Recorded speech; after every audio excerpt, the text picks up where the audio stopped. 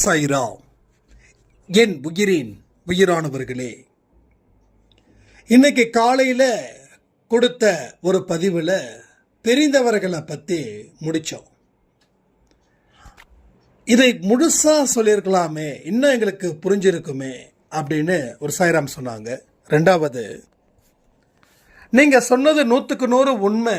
என் கணவர் பிரிந்து 10 வருஷம் ஆச்சு. என் வாழ்க்கையில் அவர் வரணும் அப்படின்னு சொல்லி நான் எந்த முயற்சியும் பண்ணலை. நான் நல்லா படித்த ஒரு பொண்ணு. நான் நினச்சிருந்தா என்னோட படிப்புக்கு தகுந்த வேலையை வாங்கி அந்த வேலையில் நான் கவனத்தை வச்சு ஒரு பெரிய வாழ்க்கையை நான் வாழ்ந்திருக்க முடியும். பட் என்னோட கணவர் எப்போ வேணாலும் என் கூட வருவார்னு சொல்லி என்னுடைய தகுதிக்கு கீழே ஒரு வேலையை பார்த்து நான் வாழ்ந்துக்கிட்டு இருக்கேன். எனக்கு உண்மையிலேயே அந்த பதிவு என்னை வெட்கப்பட வச்சது, என்னை வேதனைப்பட வச்சது. ஏன்னா என்னுடைய கணவர் சந்தோஷமாக தான் வாழ்ந்துக்கிட்டு இருக்காரு. நான் தினமும் அவருக்காக அழுது அழுது என்னுடைய கண்களும் வீங்கிடுச்சு, என்னுடைய மனசும் வெறுத்துடுச்சு, என்னோட உடம்புலையும் அத்தனை நோய்களும் வந்துடுச்சு. இனி விடமாட்டேன். என்னுடைய வாழ்க்கையை நான் வாழ்ந்து என்னுடைய குழந்தைங்களுக்கு நான் ரோல் மாடலாக நிச்சயமாக இருப்பேன் அப்படின்னு ஒரு சாய்ராம் சொல்லியிருந்தாங்க. எவ்வளோ அருமையான வார்த்தை இல்லை? எவ்வளவு அற்புதமான வார்த்தைகள் பாருங்களேன். உண்மையிலேயே சொல்கிறேன், நம்மளுடைய மனசு கண்டதை நினைக்கிறதால நல்லபடியான வாழ்க்கையை வாழ முடியாமலே போகுது. இது எக்ஸ்பெஷலி பிரிந்தவர்களுக்கான பதிவுன்னு கூட சொல்லலாம். ஸோ பிரிஞ்சிருவாங்களோன்னு சொல்லி நான் பயந்து வாழ்ந்துட்டுருக்கேன், அதற்கு உண்டான தீர்வாகவும் சொல்லலாம். இல்லை உங்கள் வாழ்க்கையில் இனி என்ன செய்யணும் அப்படின்றதுக்கு உண்டான ஒரு பதிவாகவும் இந்த பதிவு நிச்சயமாக இருக்கலாம். கவனத்தோட கொஞ்சம் கேளுங்க. நான் சொல்லும்போது உங்கள் மனசு நீங்கள் வாழ்ந்த நாட்களுக்கு எல்லாம் வட்டம் போடும். அப்போ நான் சொன்னது முக்கியமான விஷயங்கள் உங்கள் காதுக்குள்ளே போகாமலும் இருக்கும். ஸோ அதனால் கவனத்தை வைங்க. மனசு அலைப்பாயும் போது வீடியோவை பாஸ் பண்ணிவிட்டு என்னதான் அந்த இத்துப்போன மனசு சொல்லுதுன்றதை கேட்டுட்டு மறுபடியும் கண்டினியூ பண்ணுங்க, சரியா? அப்படி இல்லைன்னா திரும்பவும் கேளுங்க. ஏன்னா நான் அடித்து சொல்கிறேன், தெளிவாக சொல்கிறேன், உறுதியாக சொல்கிறேன், சத்தியமாக சொல்கிறேன், உண்மையாக சொல்கிறேன். நீங்கள் வெற்றி பெறக்கூடியவர்கள் தான் அன்பேசாய் பதிவில் கேட்குறவங்களும் அன்பேசாய் குடும்பத்தில் இருக்கிறவங்களும். இதை ஏன் இவ்வளோ உறுதியாக சொல்கிறேன்னு தெரியுமா? நாம் மற்றவங்க நல்லா இருக்கணும், மற்றவங்களுக்கு உதவி செய்யணும், இந்த அக்கறை வேற யாருக்கு இருக்கு உங்கள் குடும்பத்தில்? அப்போ நீங்க அந்த மாதிரி மனசுக்கு சொந்தக்காரராக இருக்கிறதே ரொம்ப பெரிய விஷயம், தெரியுமா? எவ்வளவு பெரிய விஷயத்தை கடவுள் உங்ககிட்ட புதைச்சிருக்காரு. அந்த அன்பை புதைச்சிருக்காரு, அக்கறையை புதைச்சிருக்காரு, நம்பிக்கையை புதைச்சிருக்காரு, விடாமுயற்சியை புதைச்சிருக்காரு, தன்மானத்தை புதைச்சிருக்காரு, அமைதியை புதைச்சிருக்காரு, எத்தனையோ புதைச்சிருக்காரு. ஆனால் நீங்கள் என்னென்னலாம் புதைச்சிங்க தெரியுமா? அவமரியாதையை புதைச்சிங்க, அவன் நம்பிக்கையை புதைச்சிங்க, குழப்பத்தை புதைச்சிங்க, பயத்தை புதைச்சிங்க, பதட்டத்தை புதைச்சிங்க, தோல்விகளை புதைச்சிங்க, அவமானத்தை புதைச்சிங்க, நடுக்கத்தையும் வாழ்க்கையை பற்றி ஒரு வெறுப்பையும் நீங்கள் புதைச்சிங்க. நீங்கள் புதைச்சது உண்மையா இல்லையா? இதை நீங்கள் புதைச்சதால தான் உங்கள் வெளிப்பாடுகள் அத்தனையும் மோசமாக ஆபத்தை நோக்கி, இல்லை ஒரு ஏமாந்த பயணத்தை நோக்கி அது போய்கிட்டே இருக்குது. என்ன பயணம்? ஏமாந்த பயணம். அப்போது ஒரு பயணம் போகிறோம், வரவன் போகிறவெல்லாம் ஏமாற்றிட்டு இருக்கான். அப்போ அந்த பயணத்தில் போகிறது தப்பு இல்லை, ஏமாந்தது தான் தப்பு. ஸோ வாழ்க்கைன்றது ஒரு பயணம். அது புறப்படுறது பிறப்புன்னு அர்த்தம், முடியறது இறப்புன்னு அர்த்தம். அப்போ பயணங்கள் போய்கிட்டே இருக்குது, கர்மாக்களும் வந்துக்கிட்டே இருக்குது. அப்போ இதை தெரிஞ்சு அந்த பயணத்தை நிறுத்த முடியாது. ஆனால் புரிஞ்சுக்கிட்டு சரியான முறையில் பயணத்தை மேற்கொண்டா ஏமாளியாக இருக்க மாட்டோம். ரெண்டாவது, வெறுப்பு அப்படின்ற ஒரு விஷயம் இனி வாழ்க்கையில் இருக்காது. அதை எல்லாத்தையும் தான் இன்னைக்கு இந்த பதிவில் நாம் பேச போகிறோம். இப்போ வாழ்க்கையில் என் கணவர் பிரிஞ்சிடுவாரோன்னு பயமாக இருக்குது, என் மனைவி பிரிஞ்சிடுவாங்களோன்னு பயமாக இருக்குது. ஒரே விஷயந்தான், உங்களை விட்டு ஒருத்தர் பிரியணும்னு நினைக்கிறாங்கன்னா உங்கள் கூட சந்தோஷமாக அவங்க இல்லைன்னு அர்த்தம். இப்பயும் நான் சொல்கிறேன், அதுக்காக அவர் சந்தோஷமாக இருக்கணுன்ற அளவில் நான் இருக்கணுமா? அப்போது நான் அவர் செய்யக்கூடிய பாவத்தை நான் செய்யணுமா? இந்த மாதிரியான கேள்விகள்லாம் சங்கடமான கேள்விகள், ரைட்டா? ஆனால் ஒன்று, பாவத்தை செய்கிறவன் கூட யார் இருக்கிறாங்களோ அந்த பாவத்தை செய்கிறவன் அவங்களுக்கும் பங்கு கொடுக்குறான், அவனுக்கும் பங்கு கொடுக்குறான். நீங்கள் ஒரு குடிகாரனுக்கு உதவி செஞ்சீங்கன்னா அந்த குடிக்காரன் அந்த குடிச்சிட்டு அவங்க வீட்டில் இருக்கக்கூடிய பொண்டாட்டியையும் குழந்தையையும் தலை முடிய பிடிச்சி ஆட்டி செவுத்தில் அடித்து துவஷம் செஞ்சான் அப்படின்னா அந்த பாவம் உங்களை சேருமா சேராதா? நீங்கள் அவனுக்கு காசு கொடுக்கலன்னா அவன் தண்ணி அடிச்சிருக்க மாட்டான். அப்போ வேற ஒருத்தன் கொடுப்பானே, அப்போ எவனாவது ஒருத்தர் கொடுக்க தானே செய்கிறான்னா, எஸ், எவன் கொடுக்குறானோ அவன் பாவத்தை ஏற்றுக்க போகிறான். அப்போ நீங்களா வாலண்டரியாக சிரிச்சுக்கிட்டே, இல்லைப்பா நீ குடி, உன் சந்தோஷம் முக்கியம், எனக்கு உதவி செய்யணும்னு எனக்கு ரொம்ப விருப்பம், அதனால் நான் உதவி செய்கிறேன்னு சொன்னீங்கன்னா அவன் பாவத்தை உங்கள் மேலே தலையில் கட்டிடுவான், அவனும் பாவத்தை வாங்கிப்பான், உங்களுக்கும் அந்த கூடுதல் பாவம் இருக்கும். அப்போ உதவி செய்கிறவனுக்கே அந்த பாவம் வருதுன்னா பாவத்தை செய்கிறவங்க கூட நீங்கள் வாழ்ந்தீங்கன்னா எவ்வளவு பெரிய பாவத்தை நீங்கள் சம்பாதிப்பீங்கன்றதை கொஞ்சம் யோசிச்சு பாருங்க. வேறு ஒன்றுமே சொல்லலை, கொஞ்சம் யோசிச்சு பாருங்க. அப்போது அவங்க சந்தோஷம் உண்மையாக இருந்துச்சுன்னா நாம் தப்பு பண்ணுறேன்னு அர்த்தம். ஆனால் அவங்க சந்தோஷம் ஒரு மோசமான சந்தோஷமாக இருந்து அதற்கு நம்ம உடன்படணும். நான் தண்ணி அடிக்கிறத நீ திட்டக்கூடாது, அடுத்தவனை அடிக்கிறத உதைக்கிறத நீ திட்டக்கூடாது, அப்படிலாம் இருந்தால் தான் என்னோட மனைவியாக இருக்கணும், இல்லைன்னா எனக்கு நீ வேண்டாம் அப்படின்னா ஒரு சலாம் போட்டு உங்கள் வாழ்க்கையை ஆரம்பிச்சிடுங்க. ஏன்னா பாவப்பட்ட விஷயங்கள் உங்கள் வாழ்க்கையில் நடக்கக்கூடாது. இது ஒரு பாயிண்ட். ரெண்டாவது பாயிண்ட்டு, அவர் திருந்தணும்னு சொல்லி கொஞ்சம் ஸ்பேஸ் கொடுங்க, கொஞ்சம் ஸ்பேஸ் கொடுங்க, தப்பே கிடையாது. அதுக்கு தான் அந்த ஆன்மா கிட்ட பேசணும், இந்த மாதிரி பயிற்சிகள்.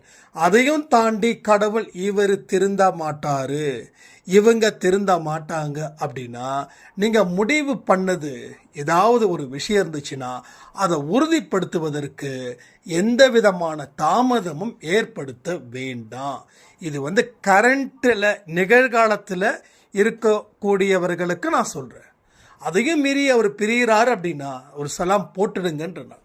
ஏன்னா வாழ்க்கையில்ன்றது சந்தோஷத்தை தான், நிம்மதியை தான், கடவுளோட வழியில் தான் அது கிடைக்கணும்னு இயற்கை சொல்லுறதால நாம் மற்றவங்க சொல்கிறத கேட்கக்கூடியவர்களா தலையாட்டி பொம்மைகளாக இருந்து அவங்க பாவத்தை நாம் சுமக்கக்கூடாது, சுமக்க வேண்டிய அவசியமும் இல்லை. நான் சுமந்துக்கிறேன்னா அது உங்கள் விருப்பம். அப்போ உங்கள் வாழ்க்கையில் பிரச்சனைகள் தீரவே இல்லைன்னா கடவுளால் எதையுமே செய்ய முடியாது. ஒரு இடத்துல உனக்கு பிரச்சனைகள் இருக்குது, அந்த பிரச்சனையை சமாளிக்க முடியல, வேற ஒரு இடத்துல இருந்து தான் அந்த பிரச்சனையை சமாளிக்கணும்னா புத்திசாலி என்ன பண்ணுவான், வேற ஒரு இடத்துல நின்று அந்த பிரச்சனையை சமாளிப்பான். சரியா? அப்போ சமாளிக்க முடியல அப்படின்னா நீங்கள் கடவுள் மேலேயும் வாழ்க்கை மேலேயும் உங்கள் மேலேயும் வெறுப்பு வைக்கக்கூடாது. இதை தெளிவாக புரிஞ்சுக்கிட்டா எல்லாமே தெளிவாக புரியும். இல்லை என்னுடைய கணவரை திருத்த முடியுன்ற நம்பிக்கை இருந்துச்சுன்னா கண்டிப்பாக கடவுள் உங்களுக்கு ஆசீர்வாதத்தையும் நல்ல மனபலத்தையும் கொடுக்கணும்னு நான் பிரார்த்தனை பண்ணிக்கிறேன். ஏன்னா உங்கள் விருப்பத்தின் படி இங்கே வாழ்க்கை இருக்குதுன்னா அதுக்கு நீங்கள் பொறுமையும் இருக்கணும், ரெண்டாவது பக்தியும் அதிகரிக்கணும், ரெண்டாவது நம்பிக்கையும் அதிகரிக்கணும், மூணாவது நாலாவது எந்த இடத்துலையும் நீங்கள் சோர்ந்து போயிடக்கூடாது. ஒன்ஸ் நீங்கள் மைண்ட் அளவில் டயர்ட் ஆயிட்டீங்க அப்படின்னா உடல் ரீதியாகவும் நீங்கள் டயர்ட் ஆகிடுவீங்க. மைண்டும் வேலை செய்யலை, உடலும் வேலை செய்யலைன்னா நல்ல மனுஷனாக இருக்கக்கூடிய நீங்கள் வாழ்க்கையில் தினம் தினம் தினம் தினம் தோல்வியை ஏற்றுக்கொள்ள வேண்டிய பரிதாபத்திற்குரிய நிலை உங்களுக்கு வந்துடும். வாழ்க்கை வீணாயிடும். வாழ்க்கையில் எதையுமே சாதிக்க முடியாமல் போயிடுவீங்க. அடுத்த 10 வருஷத்துக்கு அப்புறம் இன்னமும் பிரச்சனைகள் பூதாகரமாக வரும். உங்களால் பிரிய வேண்டிய சூழ்நிலை வரும்போது இதற்கு முன்னாடியே நம்ம செஞ்சுருக்கலாமே, வாழ்க்கையில் வாழ்ந்திருக்கலாமேன்ற ஃபீலிங் இன்றைக்கி வந்த சாய்ராமுக்கு வந்த மாதிரி உங்களுக்கு வரக்கூடாதுன்றது தான் என்னுடைய பிரார்த்தனை. புரியுதா உங்களுக்கு?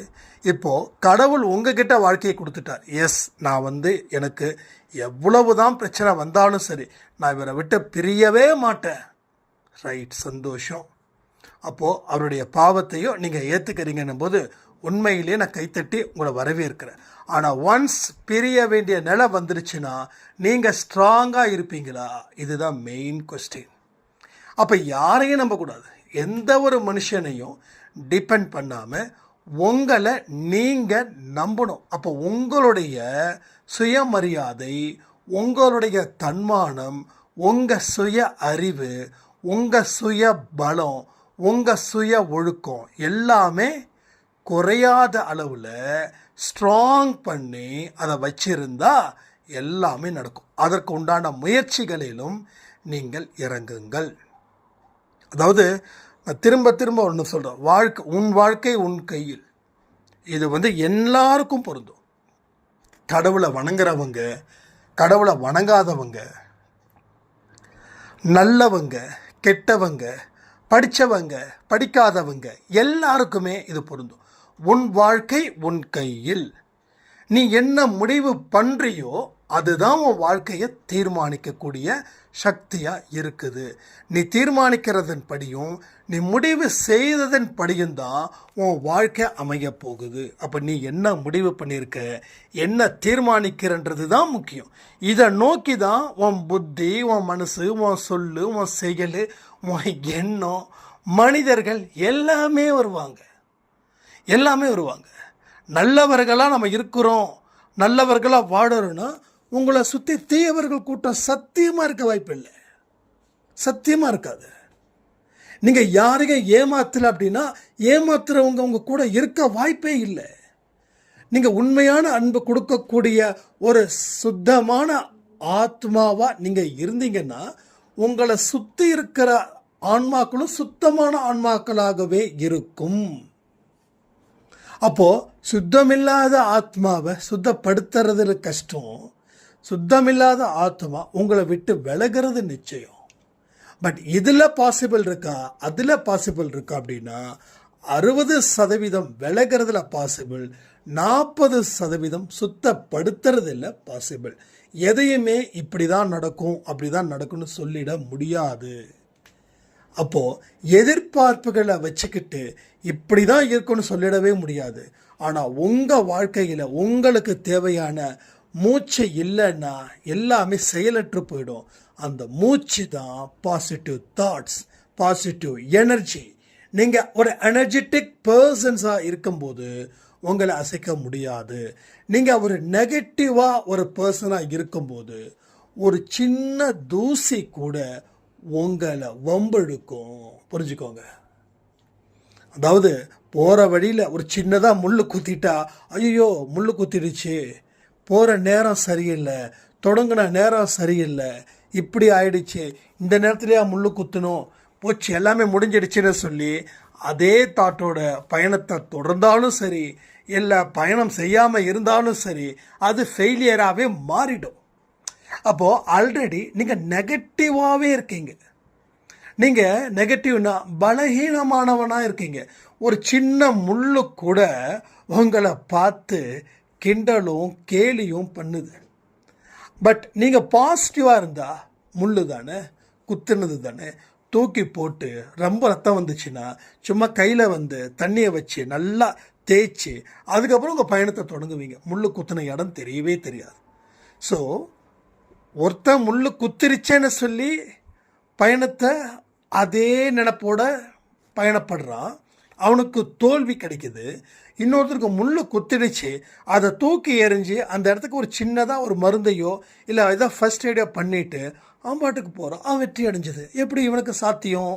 எப்படி அவனுக்கு சாத்தியம் இல்லைன்னா இவன் முடிவு பண்ணிட்டான் முடியாதுன்னு. அவன் இதெல்லாம் ஒரு விஷயமானு தூக்கி போட்டான். ஸோ பலமானவன் ஜெயிக்கிறான், பலகீனமானவன் தோக்குறான். இது உண்மை தானே? எங்கேயாவது பலகீனமானவன் தோத்து கேள்விப்பட்டிருக்கீங்க? எங்கேயாவது கேள்விப்பட்டிருக்கீங்களா? சொல்லுங்கள். அப்பா அம்மா சொத்தை வச்சுக்கிட்டு இருக்கிறவனுக்கு பிரச்சனை கிடையாது. அவனு பலகீனமாக இருந்தாலும் அப்பா பலமானவராக தான் இருந்ததால தான் அவன் சொத்து சேர்த்து வச்சார் பையனுக்கு. பையன் பலகீனமாக இருக்கான், அப்போ பையன் சொத்தை சேர்க்க மாட்டான், சொத்தை விற்றுக்கிட்டே இருப்பான். எனக்கு தெரிஞ்ச ஒருத்தர் வருஷத்துக்கு ஒரு சொத்தை விற்பார், வருஷத்துக்கு ஒரு சொத்தை விற்பார். ஆனால் வெளியில் பார்த்தா பயங்கரமாக சீனை க்ரியேட் பண்ணுவார். அவரை பற்றி இன்னொருத்தர் என்கிட்ட சொல்லும்போது, அவர் வருஷத்துக்கு ஒரு சொத்தை விற்று அதை வச்சு தாங்க அவர் ரன் பண்ணுறாரு அப்படின்னு. ஏன்னா இவர் சும்மா சொல்கிறாரா அதெல்லாம் நான் பார்க்கவே இல்லை. ஆனால் நிறைய பெரிய பெரிய ஆட்களுடைய மகன்கள் அவங்களுக்கு சம்பாதிக்கணுன்ற ஆசை இல்லை, அதனால் இருக்கிற சொத்தை விற்றுக்கிட்டே இருக்காங்க. நீ சம்பாதிக்கணுன்ற ஆசை இருந்தால் அறிவு வேலை செய்யும். நீ சம்பாதிக்காமல் வீட்டுக்குள்ளே உட்காந்துருந்தா உன்னுடைய அறிவு வேலை செய்யாது. ஒரு டிவி பார்க்கறது இல்லை நியூஸ் பார்க்கறது இதெல்லாம் வேலைன்னு நினைக்கவே கூடாது. ஏதாவது ஒரு வேலை செய்யணும், ஏதாவது ஒரு வேலை, ஏதாவது சம்திங். கை கால் ஆட்டுற மாதிரியாவது ஒரு எக்ஸசைஸாவது செய்யணும், இல்லை வீட்டை க்ளீனாவது பண்ணணும், இல்லை இருக்கிற ப்ராப்பர்ட்டியை ஒரு ரவுண்டாவது அடிக்கணும். இப்போ என்ன ஆகுதுன்னா, உங்களுக்கு சுய கட்டுப்பாடும் சுய அறிவும் சுய பலமும் இல்லைன்னா உங்கள் அப்பா வச்சிருக்கக்கூடிய சொத்தை ஒரு நாள் ஜீரோவுக்கு வந்துடும். ஆனால் மறுபடியும் சொத்தை திரட்டுறதுன்றது ரொம்ப கஷ்டம். ஏன்னா ஒன்றை பார்த்து உன் பையன் வளருவான். அப்போது அப்பா எவ்வளோ ஜாலியாக இருக்காரோ அதே போல் நானும் ஜாலியாக இருக்கணும் அப்படின்னு அவனுக்கும் அந்த பாடத்தை நம்ம கற்றுக் கொடுக்குறோம். அப்போ மூணாவது தலைமுறை என்ன பண்ணும்? வேலைக்கு போகும். மூணாவது தலைமுறை, எல்லாத்துக்குமே 3 தலைமுறை தான், நல்லா புரிஞ்சுக்கணும். இது ஏதோ ஒரு புக்கில் நான் படித்தது, அது உண்மை. நான் நிறைய பேரை பார்த்துருக்கேன். ஆனால் 3வது தலைமுறையை தாண்டியும் குடும்பம் நடுத்தெருவுக்கு வரக்கூடாது அப்படின்னா உன்னுடைய சுய அறிவு, சுய பலம், சுய ஒழுக்கம், சுய கட்டுப்பாடு.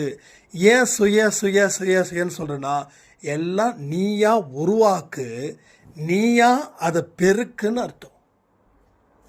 அப்போ 4வது தலைமுறையில் தலைமுறையாக அந்த குடும்பம் இன்னைக்கு வரைக்கும் நல்ல பெயரோட நல்ல பண்பாட்டோட இருக்குதுன்னா அதுக்கு காரணம் அவங்கள பார்த்து அந்த பையன் வளருவான், அந்த பையனை பார்த்து அவன் பையன் வளருவான், அந்த பையனை பார்த்து இந்த பையன் வளருவான். எங்கள் தாத்தா இப்படி அப்படின்னு ஒவ்வொருத்தவங்களுக்கும் தனித்தனி வழி இருக்கும். அது சாதனையாகவும் ஆக்கும். அதை விட்டுட்டு அப்பா வச்ச சொத்தை அவர் தான் வச்சுட்டாரே, என்ன பண்ணுறது, ஒரே பையன் என்ன பிரச்சனையே இல்லை, இப்படி போனவங்க கதி அடுத்த 3வது தலைமுறை ரொம்ப ரொம்ப கஷ்டப்படும். வேலைக்கு சாப்பாட்டுக்கே கஷ்டமாக இருக்கும். அதுக்கப்புறம் அவருடைய பையன், அதாவது 3வது தலைமுறையில் ஒருத்தர் வருவான் இல்லையா, அவன் ரொம்ப சாப்பாட்டுக்கே கஷ்டப்படுவான் இல்லையா, அவன் என்ன பண்ணுவான், 4வது தலைமுறை, அது அவனுடைய பையன், நம்ம அப்பா மாதிரி இருக்கக்கூடாது, நம்ம நல்லா வாழணும், நம்ம அதை பண்ணணும் இதை பண்ணணும், அவன் பலத்தை உருவாக்குவான். ஸோ இப்படி தான் மேலே இருந்து கீழே கீழே இருந்து மறுபடியும் மேலே மறுபடியும் மேலே இருந்து இப்படி தான் நம்ம லைஃப் சைக்கிள் போகுது, இப்படி தான் போகுது. சீரியஸாக நீங்கள் நல்லா யோசிச்சு பாருங்க. அதெல்லாம் பெரிய குடும்பம்ப்பா, அவங்க குடும்பம்லாம் மன்னர் பரம்பரைப்பா. இருக்கலாம், 5 தலைமுறைக்கு முன்னாடி மன்னர் பரம்பரையாக இருக்கலாம். ஆனால் அந்த மன்னர் பரம்பரை இன்னைக்கு என்ன பண்ணுவாங்கன்னா, இதை நான் கிண்டலுக்காக சொல்லலை, சிந்திக்கணுன்றதுக்காக சொல்கிறேன். ப்ராமிஸாக நான் யாரையுமே ஹர்ட் பண்ணணும் அப்படின்னு தாட் இல்லை, இதை தெரிஞ்சுக்கணும் அப்படின்றதுக்காக தான் நான் இவ்வளோ தூரம் சொல்கிறேன். ஏன்னா உங்களுக்கே தெரியும், யாருடைய மனசையும் கஷ்டப்படுத்த மாட்டேன். மன்னர் பரம்பரைன்னா அந்த மன்னர் பரம்பரை அடுத்த வேளை சாப்பாட்டுக்கு வழி இல்லாமல் இருப்பாங்க, இல்லை ரேஷன் அரிசியை வாங்கி சாப்பிட்டுக்கிட்டு தன்னுடைய வாழ்க்கையை போட்டுக்குவாங்க. அப்போ என்ன ஆகுது, அந்த மன்னர் பரம்பரையில் யாரோ ஒருத்தவங்க கொஞ்சம் கொஞ்சமாக இறங்கி நடு வீதிக்கு நடுத்தெருவுக்கு மறுபடியும் சில இடத்துல மீட்டுறாங்க, சிலர் அப்படியே முடிஞ்சிடுறாங்க. நிறைய பேரை பார்த்தீங்கன்னா அவங்க தாத்தா கூட அதே இடத்துல தான் இருப்பார், பையனும் அதே இடத்துல இருப்பான், பேரனும் அதே இடத்துல இருப்பான், அப்பேரனுக்கு கல்யாணம் ஆகி குழந்தை பிறந்துடும், அந்த கொள்ளு பேரனும் அதே இடத்துல இருப்பான். சில பேரோட லைஃப் சைக்கிள் மாறவே மாறாது. அதையும் நீங்கள் பார்க்கலாம். ஏன்னா இவங்க முயற்சி எடுக்க மாட்டாங்க. முயற்சி உழைப்பு எதுவுமே அவங்க கிட்ட இல்லைன்னு தீர்மானமாக நம்புவாங்க. பையன் அப்போ தான் படிச்சுட்டு இருப்பான், என் பையன் தான் என்னை காப்பாற்றுவான், பையன் படிக்கிற படிப்பு அது தவந்து போகக்கூடிய வயசாக இருக்கும், அதுக்குள்ளே அப்பன் கணக்கு போட்டுருவான், என் புள்ள என்னை காப்பாற்றுவான், அப்போ என்னோடய கடனை என் புள்ள அடைப்பான். அப்போது குழந்தை மேலே இப்போவே பாரத்தை சுமக்கிறவன் நல்ல தகப்பனாக இருக்க முடியுமா சொல்லுங்கள்? அப்போது உன்னுடைய பாரத்தை நீ தாங்கு, உன் பாரத்தை உன் பையன்கிட்ட கொடுக்கறது எவ்வளோ பெரிய மடத்தனம். இதை சில மனிதர்கள் இப்படி தான் செஞ்சுக்கிட்டே இருப்பாங்க. ஸோ எல்லாத்துக்குமே கூட்டி கழித்து கணக்கு பார்த்தீங்கன்னா உங்களுக்கு தெரியும் எவ்வளவு பெரிய புரிதல் உங்களுக்கு கிடைக்குது, எவ்வளவு பெரிய விஷயங்கள் உங்களை சுற்றி நடக்குது. அப்போது அதுக்கு விழிப்புணர்வு இல்லை அப்படின்னா நாம் உண்மையிலே சொல்கிறேன், சவம்னா என்னன்னு தெரியும்ல, ஒரு சொல்லக்கூடாது, ஆனால் சொல்கிறதால தப்பு ஒன்றும் இல்லை. என்ன செத்து போகிறது என்ன பெரிய விஷயமா? நானும் செத்து போக போகிறேன், நீங்களும் செத்து போக போகிறீங்க, கரெக்டு தானே? செத்து போனால் நான் மறுபடியும் உலகத்துக்கு வர முடியாதா? கொண்டாடுங்க, ஒரு இறப்பை கொண்டாடலாம், அழ வேண்டிய அவசியமே இல்லை. மனுஷன் பிறந்தான், வாழ்ந்தான், செத்தான், அடுத்த பிறப்புக்கு ரெடி ஆகிட்டான்னு சொல்லுங்கள். கண்டிப்பாக சொல்கிறேன், இங்கே எத்தனையோ பேர் போன ஜென்மத்தில் எனக்கு அம்மாவாக இருந்திருக்கலாம், யாராவது ஒருத்தங்க அம்மாவாக இருந்திருக்கலாம், இல்லை அவங்க எனக்கு பொண்ணாக இருந்திருக்கலாம், என்னமோ ஒரு பந்த பாசம் இல்லாமல் இங்கே நடக்கலை. இப்போ சாயப்பா கும்பிட்ற அத்தனை பேரும், உலகத்தில் இருக்கிற அத்தனை பேரும் அன்பே சாயை பார்க்குறவங்களா சொல்லுங்கள்? இப்போ கூட முந்தானத்தை கூட கோயிலுக்கு போயிருந்தோம், அங்கே எத்தனையோ பேர் சாயப்பாவுடைய பக்தர்கள். ரொம்ப நல்லா இருந்தது இந்த கோயில், சூப்பராக இருந்தது, செம்மையாக இருந்துச்சு. அப்போ எல்லாருமே அன்பே சாயை பார்க்குறவங்களா? அப்படி இல்லை. அப்போ யார் யாரெல்லாம் நம்மக்கிட்ட வராங்களோ அவங்க தான் நம்ம சொந்த பந்தத்தோடு வாழ்ந்தவங்க, ரைட்டா?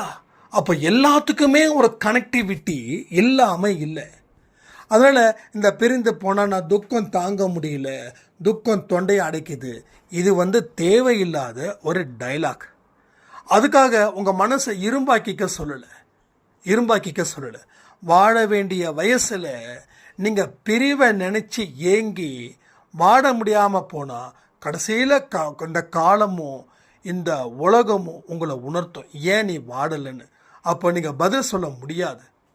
அப்போது பிரிவுன்றது வாழ்க்கையில் ஒரு பகுதி, அது நடக்கணும் அப்படின்னா கடவுளோட விருப்பத்தின்படியே அது நடந்ததுன்னு நினச்சிக்கோங்க. பிரிஞ்சிருவோமோ நினச்சா கடவுளுடைய விருப்பத்தின்படி என்ன நடக்கணுமோ நடக்கட்டும்னு நினைங்க.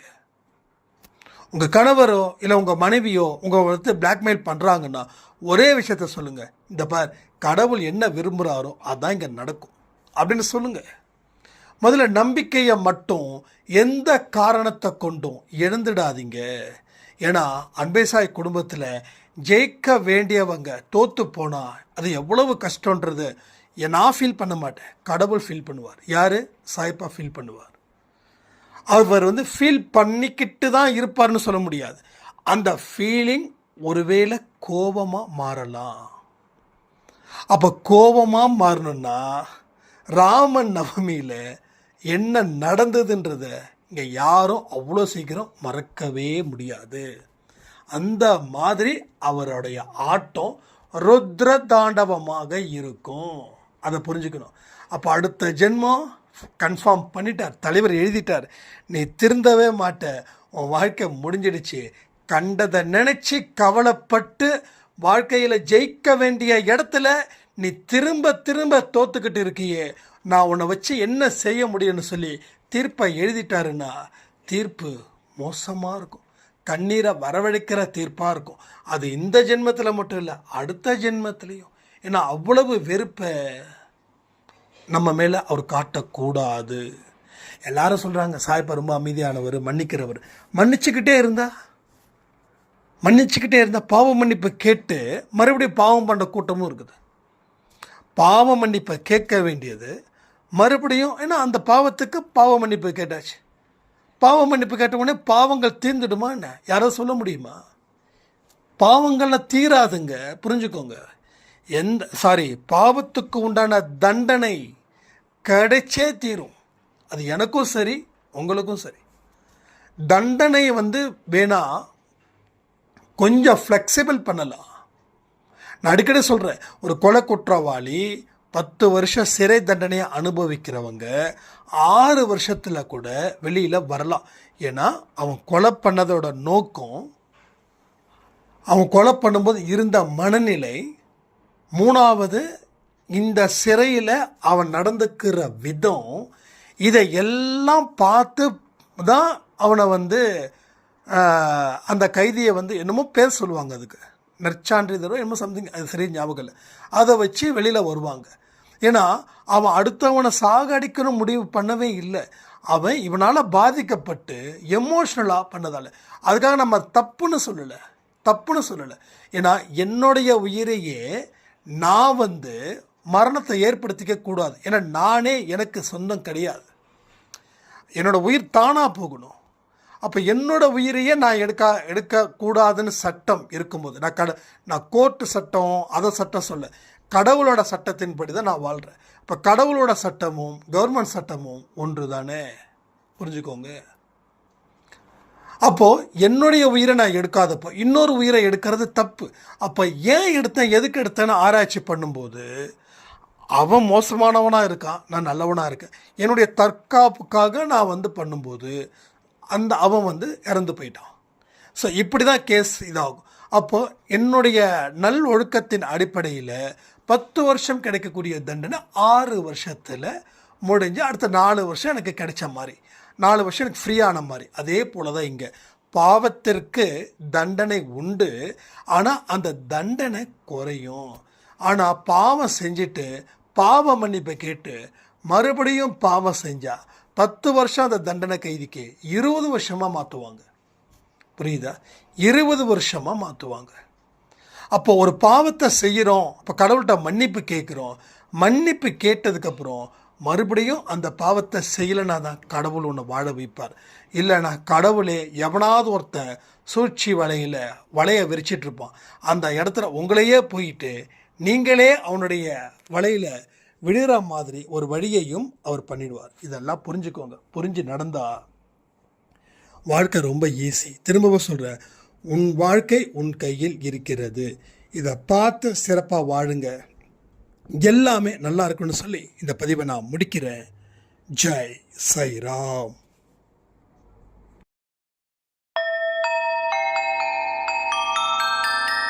ஓம் சாயிராம்.